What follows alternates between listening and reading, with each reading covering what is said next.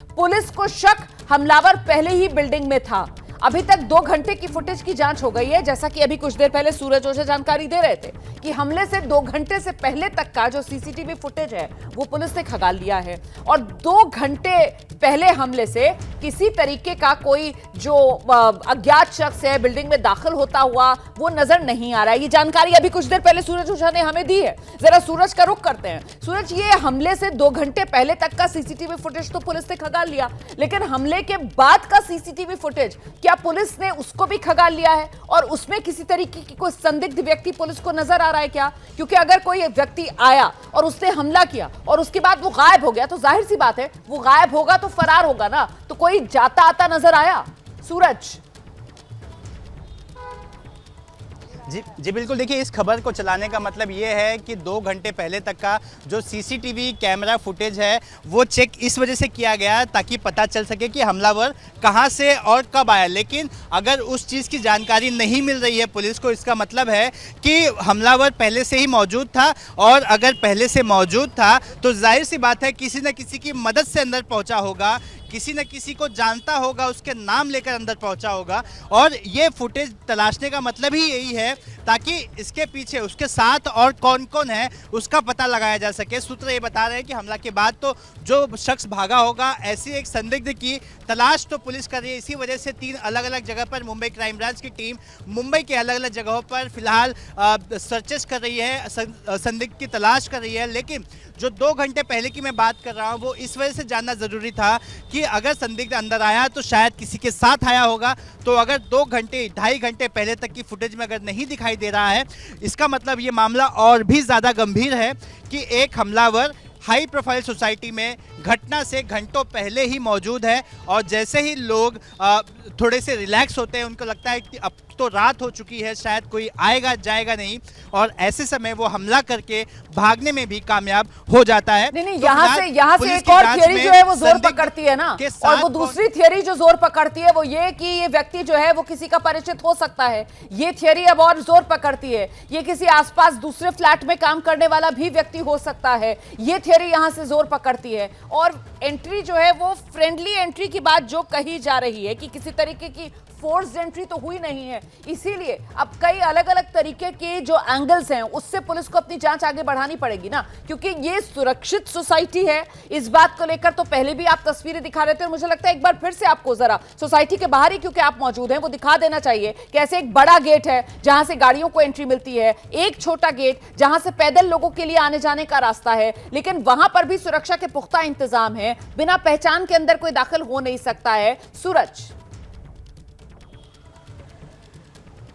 देखिए रोमाना, मेरे कैमरामैन आसिफ खान ऊंचाई पर खड़े हैं, वहां से मैं दिखाना चाहूँगा आपको। एक अंदाज़ा मिलेगा कि ये इस सोसाइटी का जो प्रोटेक्शन वॉल है वो कितना ऊंचा है, इस सोसाइटी का गेट कितना ऊंचा है। ये इस सोसाइटी का जो बर्ड आई व्यू है वो मैं आपको दिखा रहा हूँ, एरियल शॉट दिखाने की कोशिश कर रहा हूँ। आप इससे एक अंदाज़ा लगाइए कि कैसे इतनी ऊंचाई वाली प्रोटेक्शन वॉल को क्रॉस कर पाना। मान लीजिए कोई अननोन आदमी है, उसे अगर अंदर जाना है तो यहाँ से छलांग लगाकर अंदर जाना, उसके बाद वॉचमैन की आंखों से बचना और बिना किसी फ्लैट के मालिक की परमिशन के फ्लैट तक पहुंचना, इसे यहाँ के लोग असंभव मानते हैं। मैं आपको एक और दृश्य दिखाना चाहूँगा। आसिफ अंदर का दृश्य दिखाएंगे और बगल की सोसाइटी और इस सोसाइटी के बीच का जो वॉल है वो दिखाने की कोशिश करेंगे, जिससे मैं आपको एक और थियरी है जिस पर पुलिस काम कर रही है उसका अंदाज़ा लगवा दूं। ये आपको प्रोटेक्शन वॉल बीच में दिखाई दे रही होगी। ये प्रोटेक्शन वॉल देखिए कितनी छोटी है।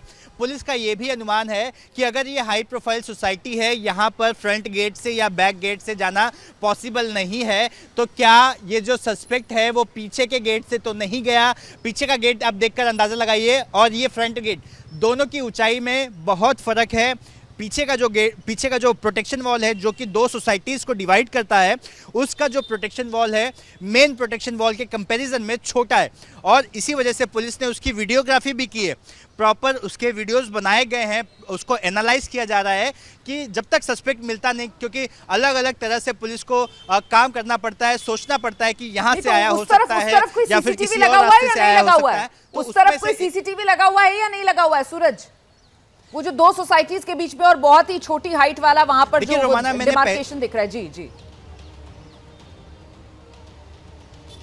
देखिए रोमाना, मैंने पहले भी कहा कि 2 घंटे, इसी वजह से मुंबई क्राइम ब्रांच ने अब तक फुटेजेस रिवाइंड करके चेक करना शुरू किया है, ताकि पता चल सके कि कितने बजे कौन कहां से आ रहा है। और यही चीज़ पुलिस को अब तक 2-2.5 घंटे के फुटेज में नहीं मिली है। मैं आपको वापस दिखा दूं, आसिफ हमारे कैमरामैन है जो ऊंचाई पर खड़े हैं, ऊंचाई से खड़े होकर वो उस पूरे दृश्य को दिखा रहे हैं, ताकि व्यूवर्स को एक चीज़ समझ में आए कि ये जो वॉल है वो कितनी ऊंची है।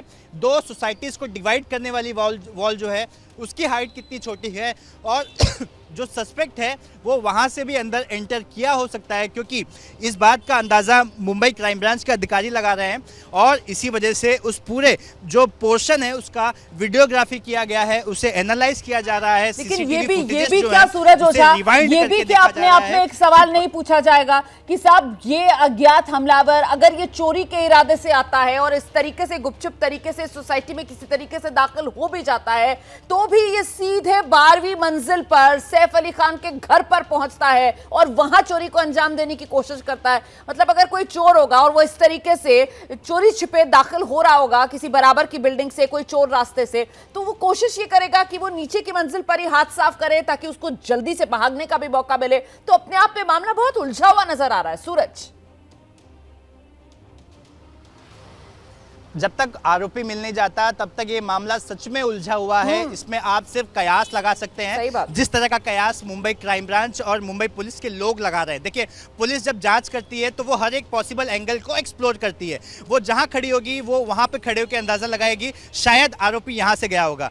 दूसरा पुलिस अधिकारी जहां खड़ा होगा वो वहां खड़ा होकर अंदाजा लगाता है कि शायद आरोपी यहां से गया हो सकता है। लेकिन यही तो गुत्थी है, इसी वजह से 7 अलग अलग टीमें बनाई गई हैं और इसी वजह से 3 अलग अलग टीमें मुंबई के 3 अलग अलग इलाकों में सर्चेस कर रही हैं। और जैसे ही संदिग्ध हाथ में आएगा वैसे ही ये तमाम थियरी जो है उसका खुलासा होगा। मैं आपको आसिफ के कैमरे से एक और विजुअल दिखाना चाहूँगा। आसिफ, आप दिखाइए। विजुअल्स में आपको दिखेगा ये जो गेट है, जिस गेट से तमाम पुलिस अधिकारी बिल्डिंग के अंदर प्रवेश कर रहे हैं। एक पुलिस का भारी भरकम जो जत्था है, कह सकते हैं एक बड़ी टीम है, वो फिलहाल 12वें मंजिल पर है। सीढ़ियों से लेकर लिफ्ट तक हर एक रास्ते को प्रॉपरली मॉनिटर किया जा रहा है कि अगर लिफ्ट से गया होगा तो लिफ्ट के सीसीटीवी कैमरे में दिखाई देता। सीढ़ियों पे अमूमन तौर पे लोग कैमरे नहीं लगाते, तो सीढ़ियों पे क्या कैमरे हैं या नहीं हैं, तो हर एक चीज़ की जांच की जा रही है। मैं आपको आसिफ के कैमरे से विजुअल दिखाऊं। देखिए, आपको हर एक जो विंडोज़ दिखाई दे रहे होंगे, विंडोज़ पे आपको नेट दिखाई दे रही होगी, जालियां दिखाई दे रही होंगी। इससे आप अंदाजा लगा सकते हैं कि वॉल से क्लाइंब करके जाना तो बहुत ही पॉसिबल नहीं है, इम्पॉसिबल है। जो भी अंदर गया था या तो उसने सीढ़ियों की मदद ली है या तो लिफ्ट की मदद ली होगी। जी, और फिर अंदर तो सीसीटीवी है और अंदर तो सीसीटीवी खंगाल लिया है पुलिस ने, और 2 घंटे पहले तक तो किसी तरीके का कोई मूवमेंट यहाँ बिल्डिंग में संदिग्ध नजर नहीं आया, इसीलिए तो मामला पेचीदा बना हुआ है ना। इस बीच देखिए, एक और बड़ी खबर मैं आपको बताती हूँ। ये जो सैफ अली खान पर हमला हुआ है ना कल रात, इसको लेकर अपडेट ये मिल रहा है कि इसी बिल्डिंग में जो और फ्लैट्स हैं वहां रहने वाले लोगों से भी पुलिस जानकारी ले रही है, और सिर्फ वहीं से नहीं बल्कि आसपास की इमारतों में भी खासतौर से जो काम करने वाले लोग हैं उनसे जानकारियां जुटाई जा रही हैं। हम एक बार फिर से आपको लेकर चलेंगे। हमारे साथ हमारे सहयोगी मृत्युंजय इस वक्त मौजूद हैं। मृत्युंजय, ये जो आसपास की बिल्डिंग्स हैं और यहाँ पर जो काम करने वाले लोग हैं उनसे भी जानकारियां जुटाई जा रही है। जाहिर सी बात है वो सैफ अली खान के घर पर जो काम करने वाले लोग होंगे उनके बैकग्राउंड को जानने के लिए भी पुलिस की तरफ से ये जो कवायद की जा रही है वो बहुत महत्वपूर्ण हो जाती है, ताकि कुछ बैकग्राउंड पता चल सके कि सैफ अली खान के घर पर जो लोग काम कर रहे थे किस तरीके के लोगों के साथ उनका उठना बैठना था, किस तरीके का उनका मिजाज था, ये तमाम डिटेल्स मृत्युंजय। बिल्कुल निश्चित तौर पर देखिए, खुद सैफ अली खान का जो 3 स्टाफ है, 3 हेल्प है, उनका भी बयान दर्ज किया गया है। ये तीनों सस्पेक्ट तो नहीं है, लेकिन इन तीनों का बयान दर्ज किया जा रहा है। और साथ ही साथ उस आसपास के इलाके में जितनी बिल्डिंग्स है, हर जगह पर night watchman, night security guard और अतिरिक्त सिक्योरिटी कुछ बिल्डिंगों में है, तो उनका रूटीन फिक्स होता है और वो एक दूसरे को जानते होते हैं।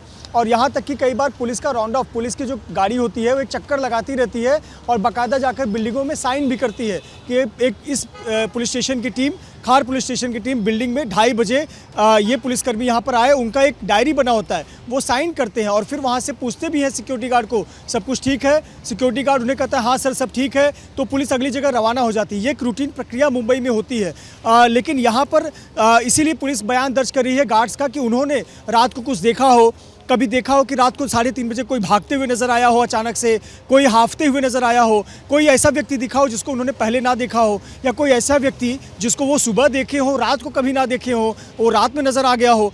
तो इसीलिए और भी जो काम करने वाले लोग हैं उनके बयान दर्ज किए जा रहे हैं। 2 थियरी निकलकर सामने आ रही हैं। एक तो ये कि एक चोरी का मामला है, चोरी का मामला हो सकता है जो कि बिल्डिंग के में ऐसी जगह से दाखिल हुआ जहां पर कोई सिक्योरिटी नहीं था, कैमरा नहीं था और आसानी से वो इमारत में दाखिल हुआ। उसने चोरी करने की कोशिश की, नौकरानी की नज़र पड़ी, नौकरानी से हाथापाई हुई, सैफ बचाने आए, सैफ पर हमला हुआ। एक ये थियरी है। दूसरी थियरी है कि जो हमलावर था वो पहले से ही बिल्डिंग में पहुंचा हुआ था, उसे अच्छे से जानकारी थी उसे किस फ्लोर पर जाना है।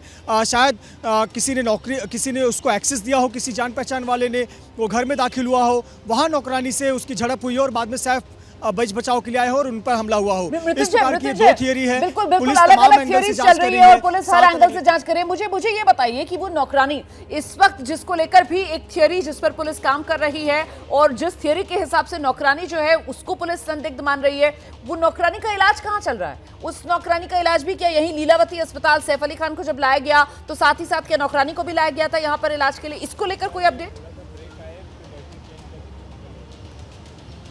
बिल्कुल, देखिए हमें नौकरानी के बारे में अपडेट नहीं मिल पाया है। बस पुलिस ने ये बताया है कि नौकरानी का भी ट्रीटमेंट हुआ है, उसके हाथ पर चोट आई है, 4 आर्म्स पर चोट आया हुआ है, उसका ट्रीटमेंट हो चुका है, वो खतरे से बाहर है। इतनी जानकारी हमें पुलिस ने बताई है। पुलिस ने ये नहीं बताया है कि वो अस्पताल में है। अस्पताल ने भी हमें ये नहीं बताया है कि सैफ अली खान के अलावा किसी अन्य व्यक्ति का ट्रीटमेंट चल रहा है। सैफ अली खान के संदर्भ में बहुत सीमित बातें जो बताई गई हैं वो हम दर्शकों को बता चुके हैं।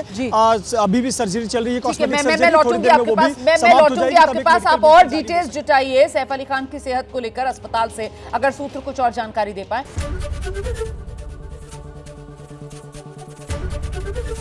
एबीपी गंगा, खबर आपकी, जुबान आपकी।